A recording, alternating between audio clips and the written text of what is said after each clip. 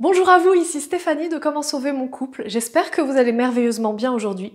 Je vais utiliser cette vidéo, ce support vidéo, pour vous parler aujourd'hui de comment dépasser une phase pas très agréable dans votre couple. C'est-à-dire, si votre couple en ce moment est en crise, si en ce moment ça se passe pas vraiment très bien dans votre couple, comment faire pour justement terminer cette phase-là? Parce que vous savez que vous êtes totalement responsable de la situation, comme votre partenaire est responsable aussi de la situation. Donc ça, c'est vraiment une bonne nouvelle, parce que ça veut dire que si tous les deux vous êtes responsables de la situation, ça veut dire que vous pouvez la changer. C'est-à-dire que vous pouvez faire en sorte que cette phase-là, que cette période difficile de votre couple se termine. Pour pouvoir dépasser cette période-là, vous allez devoir vous poser d'excellentes questions. Et ça suffit de vous poser de bonnes questions. Maintenant, ce qu'on veut, c'est vous poser d'excellentes questions. Pourquoi? Parce que les bonnes questions vont amener des bonnes réponses. Les excellentes questions vont amener d'excellentes réponses. Et donc, pour pouvoir vous poser d'excellentes questions, vous allez devoir prendre plus de recul par rapport à la situation. Parce que, clairement, quand vous vous posez des questions comme « pourquoi ?», c'est-à-dire « pourquoi en ce moment je suis en train de vivre ça ? Pourquoi dans mon couple ça se passe comme ça ? Pourquoi mon partenaire il réagit comme ça ?» À votre avis, c'est plutôt une question de merde ou une excellente question? C'est clairement une question de merde. Pourquoi? Parce que la question pourquoi va forcément amener une réponse, c'est-à-dire le cerveau n'aime pas le vide.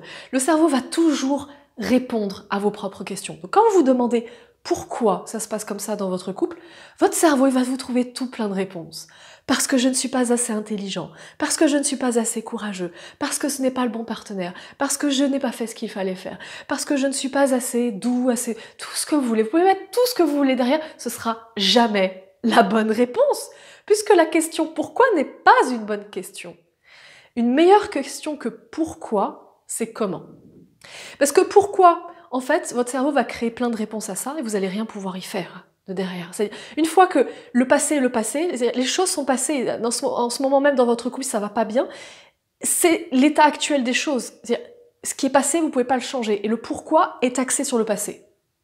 Par contre, le comment s'axe déjà sur le futur. Donc c'est déjà une meilleure question.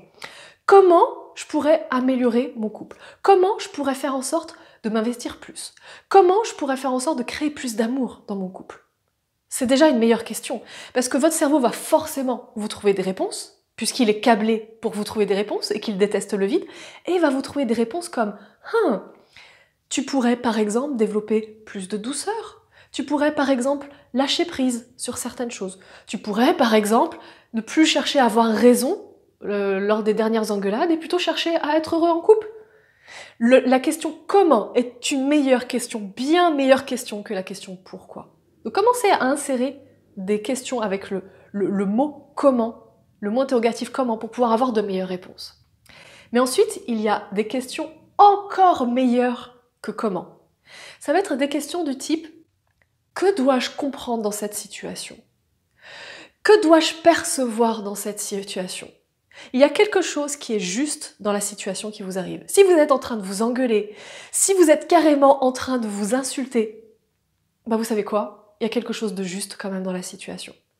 La situation est juste et vous n'avez pas encore vu ça. Un truc que vous n'avez pas encore saisi. Que devez-vous savoir? Que devez-vous apprendre de la situation? Que devez-vous comprendre de la situation?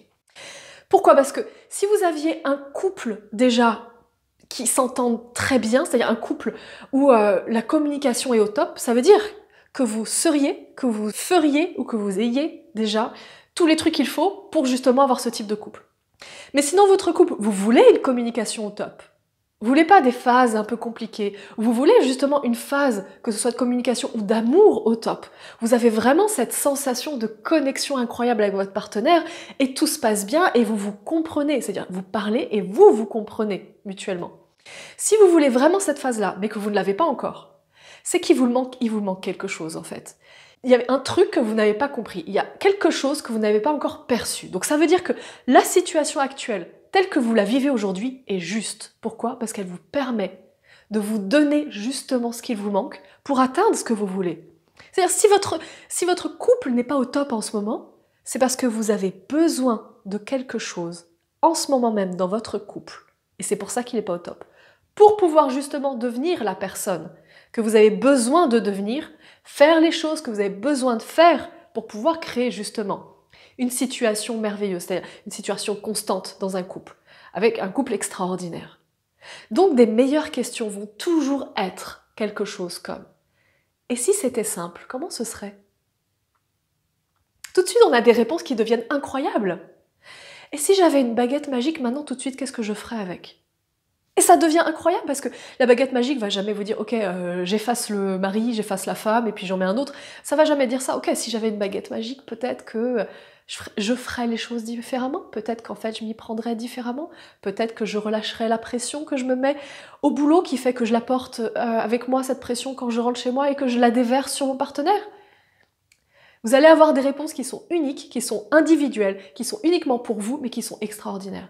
Une autre meilleure question, vraiment, véritablement, et j'insiste dessus, c'est que dois-je percevoir de la situation, puisque cette situation est juste, elle est là pour m'apprendre quelque chose. Que dois-je percevoir de cette situation que je n'ai pas encore perçue? Que dois-je comprendre de cette situation? Que dois-je apprendre de cette situation que je n'ai pas encore compris ni appris? J'espère vous avoir grandement aidé. Apprenez à vous poser de meilleures questions, apprenez à vous poser d'excellentes questions et abandonnez les questions de merde qui vont vous apporter toujours des réponses de merde. Apprenez à poser de très bonnes questions. Vous savez, Einstein dit « Si j'avais un problème à résoudre, je passerais 95% de mon temps à me poser des très bonnes questions, à chercher une excellente question et puis 5% pour le résoudre. » C'est exactement ça. Si vous avez de l'énergie à dépenser, du temps à dépenser, c'est vraiment pour chercher une excellente question. Parce que vous savez quoi? Ça va vraiment transformer votre couple. Je vous embrasse fort, je vous dis à très vite sur commentsauvermoncouple.com et à bientôt.